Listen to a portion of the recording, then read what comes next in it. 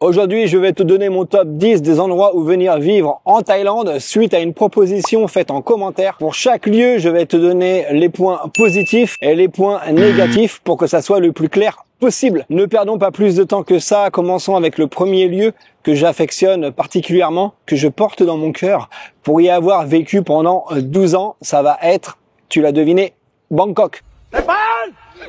Point positif à venir vivre à Bangkok, il y a 10 000 choses à faire, tu ne t'ennuies jamais. Bangkok offre différentes vibes selon ton humeur, selon tes goûts. Par exemple, si tu en as marre de la ville, tu peux aller te ressourcer près du fleuve Chao Phraya. Tu peux aller sur le Bang Krachao, qui est le poumon vert de Bangkok. Si tu veux te prendre une claque et aller dans un endroit super animé, tu peux aller faire un tour, par exemple, à Chinatown. Si tu veux aller faire la fête, tu peux rester sur Sukhumvit, aller par exemple au Soi 11.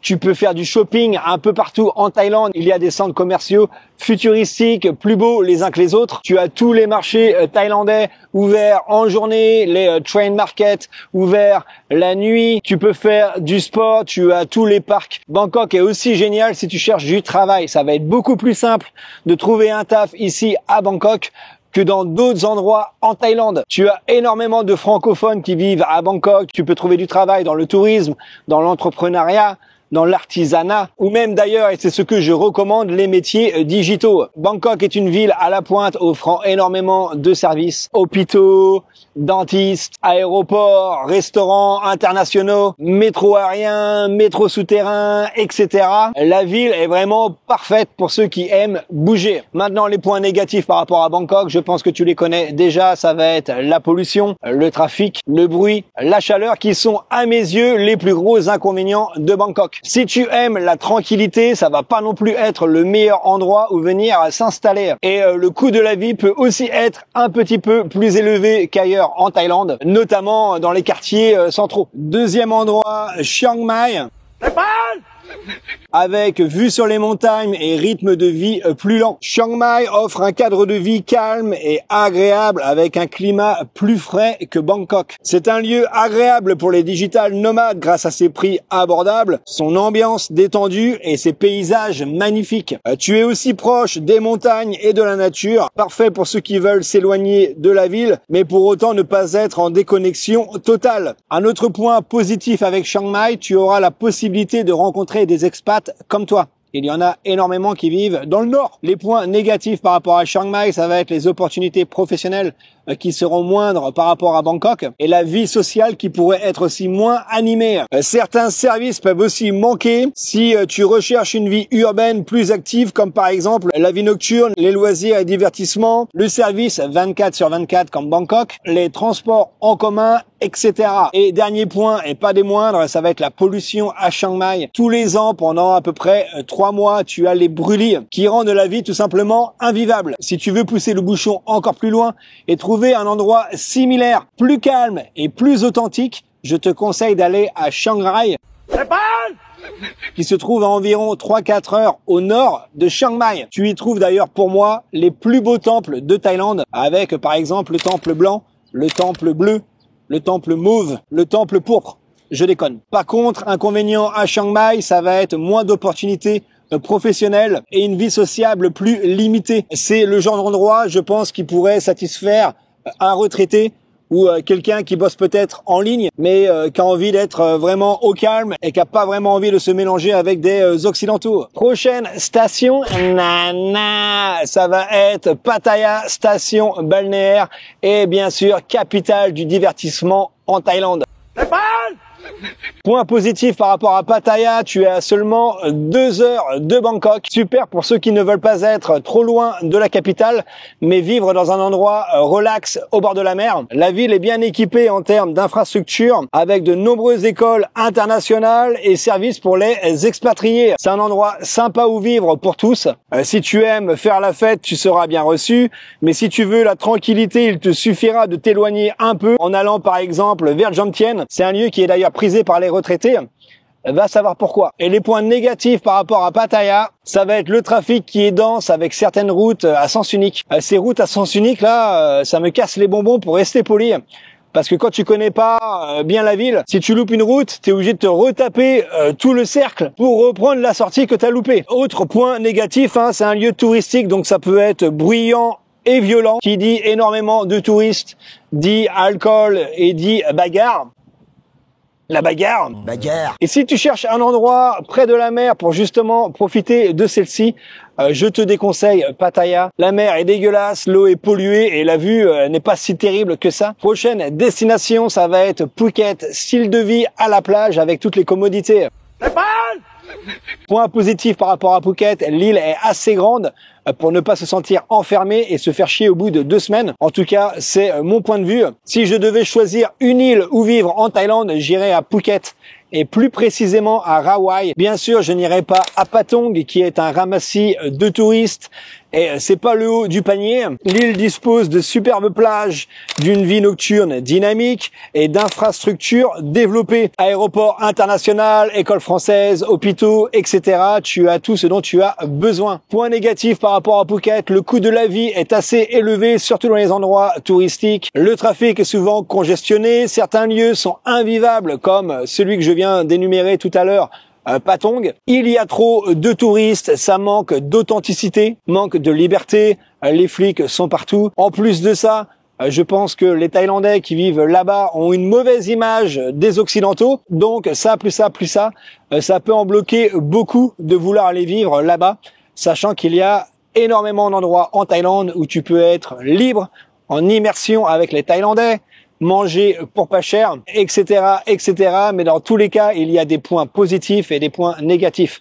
Donc c'est à toi de voir ce qui te correspond le mieux. Prochaine destination, ça va être Koh Samui, l'île prisée par tous les expatriés.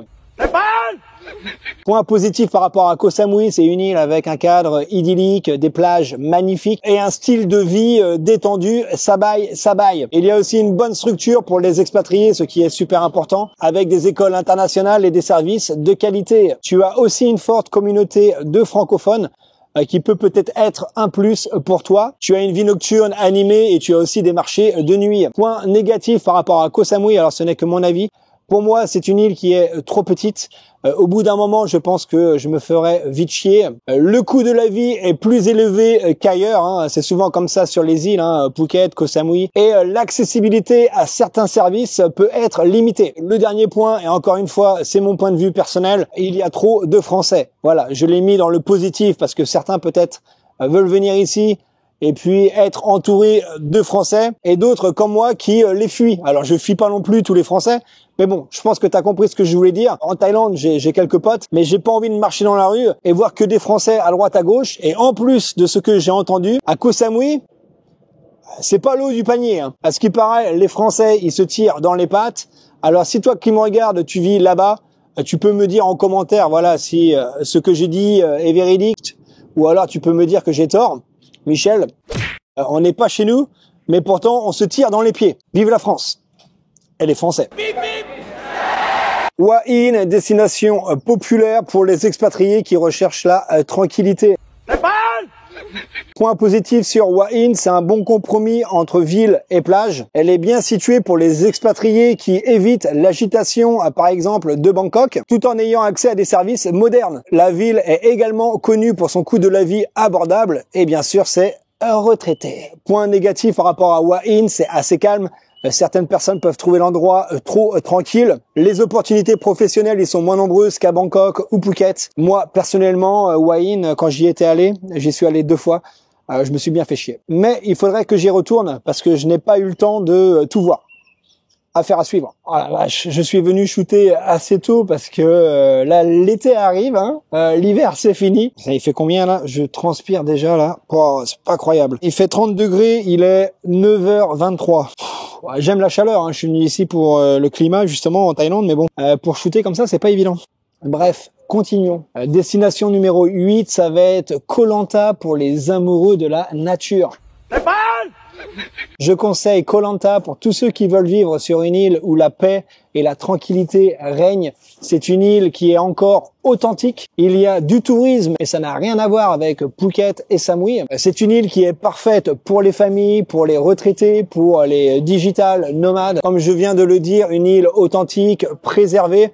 et je pense qu'il est facile de se mélanger avec les locaux. Alors les points négatifs, j'ai envie de te dire l'isolement, qui est un facteur à prendre en compte. Surtout pour les opportunités professionnelles et les services. Le coût de la vie peut aussi être relativement élevé dans les zones proches des plages touristiques. Et les plages pour moi ne sont pas aussi belles qu'à Phuket ou Samui. Prochaine destination, ça va être Rayong et plus précisément, alors pardonnez-moi si je le dis pas très bien, Mae Lam Pung. Alors, il faut savoir que dans cette vidéo, je te parle d'endroits où je suis allé. Les 8 lieux que tu as entendus précédemment, j'y ai mis les pieds, ok? Je vais pas te parler d'endroits que je ne connais pas. Alors, quels sont les points positifs par rapport à Mae Lam Pung? Ce que j'ai aimé là-bas, c'est que c'est vraiment préservé. Il y a que très peu de touristes. La mer est jolie et le coin est encore authentique. Donc là-bas, tu as un cadre de vie agréable avec une ambiance détendue. Le coût de la vie est abordable et la plage est bien située pour ceux qui veulent être proches de la ville et de la nature. Tu es à 10 minutes en speedboat et 30 minutes si tu prends un bateau local de Koh Samet. Koh Samet qui est d'ailleurs une île qui est vraiment pas mal aussi à visiter. Tu es à 1 heure de Pattaya et tu es à 3 heures de Bangkok. Donc c'est vraiment bien situé. Point négatif, c'est vraiment calme. C'est pas un endroit que je conseille pour ceux qui veulent aller faire la fête, voir beaucoup de monde, voir beaucoup de filles thaïlandaises, etc. C'est aussi plus compliqué au niveau professionnel, tu t'en doutes. Et 2 dernières choses, il n'y a pas grand-chose à voir, donc tu peux vite te faire chier si tu n'as pas d'occupation. Par contre, si tu aimes nager, que tu aimes faire par exemple du subsurf, un petit clin d'œil au poteau Thierry qui vit là-bas, eh bien pourquoi pas. Et puis la vie nocturne est que très peu présente. Quoi de mieux que de finir cette vidéo accoudé au bar? Ça me rappelle la maison. Jean-Michel, tu me mets la petite sœur? Destination numéro 10, alors celle-ci elle est vaste, ça va être la région Isan, aka la Thaïlande secrète. Alors l'Isan c'est grand, tu as plusieurs villes, c'est situé au nord-est de la Thaïlande. J'ai été en Isan mais je n'ai pas été partout. En tout cas, je connais l'ambiance, on va dire, générale du lieu. Je compte bien voyager un peu partout en Thaïlande, mais bon, voilà, ça va prendre du temps. En tout cas, voilà quelques points positifs et négatifs. Alors l'un des principaux atouts de l'Isan, ça va être son coût de la vie moins élevé qu'à Bangkok ou des grandes stations balnéaires. Tu y trouveras des loyers abordables, des marchés locaux avec des produits frais et bon marché et une vie quotidienne moins chère. Un autre avantage, c'est que l'Isan, c'est la Thaïlande authentique. Là, pour le coup, on peut pas faire mieux. C'est la campagne, l'arrière du pays qui offre une atmosphère paisible et sereine. Tu es entouré de nature, de montagnes, de rivières et de paysages époustouflants. Les habitants de l'Isan sont généralement très accueillants et fiers de leur culture.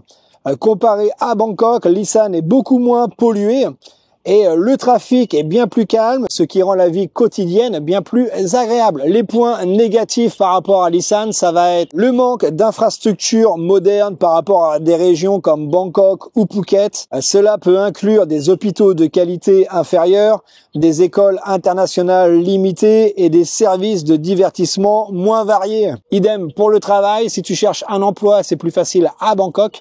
Par contre, si tu veux faire prof en Thaïlande, je pense que l'Isan, c'est une bonne destination. Pour une vie sociale avec des compatriotes, ça peut aussi être dur dans certains endroits. De toute façon, à mes yeux, l'Isan, c'est plus pour les personnes qui souhaitent justement être loin de tout ça.